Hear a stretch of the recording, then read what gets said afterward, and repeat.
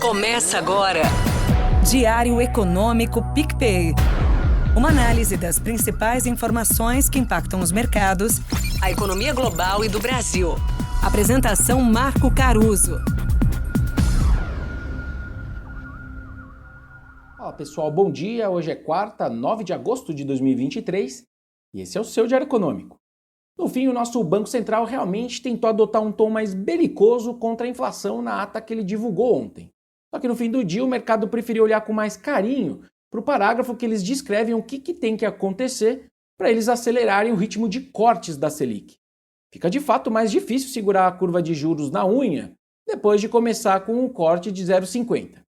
De certo modo, a decisão acabou sugerindo uma preferência revelada por essa nova maioria do Copom. Os condicionantes, então, para eles reduzirem a Selic em 0,75 ou mais seriam, nas palavras deles, uma reancoragem bem mais sólida das expectativas de inflação, de volta para 3%, uma fraqueza mais contundente do PIB ou uma dinâmica substancialmente mais benigna da inflação de serviços. E aí, nesse ponto, dá para a gente discutir duas coisas interessantes.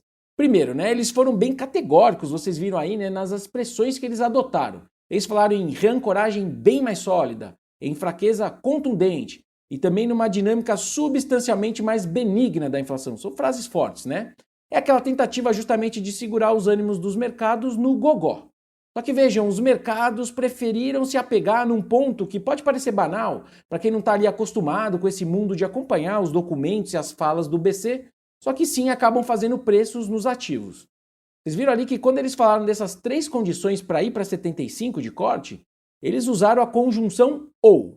Ou seja, você não precisa das três coisas juntas para o 75 entrar no jogo. E aí aquele paredão alto, para acelerar a queda da Selic, que parecia alto, acabou reduzindo uns centímetros aí na leitura do mercado. Vejam que a curva futura passou a embutir cerca de 40% de chance deles cortarem 75 na próxima, contra 30% que a gente tinha ali na segunda-feira. Bom, agora a próxima parada é o IPCA, que sai na sexta-feira. Especialmente ali a gente vai ficar de olho no qualitativo desse número e nos preços de serviços que eles citam justamente nesses três condicionantes que eu citei aí. Nosso pré-fixado teve um bom ganho nos vencimentos mais longos também, não só nos curtos, E aí nesse caso o cenário externo me parece que desempenhou até um papel mais importante do que o Copom nessa redução de taxas. As taxas de juros futuras, na verdade, cederam no mundo inteiro, Todo mundo correu para a renda fixa, porque lá fora está meio complicado. Entre alguns desenvolvidos, por exemplo, a melhora foi de mais de 10 pontos na renda fixa longa, especialmente ali na Europa. É que, como eu disse, lá fora o clima segue negativo. O mês do cachorro louco segue fazendo vítimas e todo mundo corre para a renda fixa. E aí o Brasil foi nessa esteira também. As ações globais foram arrastadas pelas ações dos bancos depois que a Moody's cortou a classificação de crédito de vários bancos de médio porte americanos. O setor financeiro também apanhou na Europa, depois que o vice-primeiro-ministro da Itália anunciou um imposto aí inesperado de 40% sobre os bancos que lucraram recentemente com o aumento das taxas de juros. Voltando agora para o Brasil, rapidinho, eu quero fazer dois comentários antes da gente encerrar.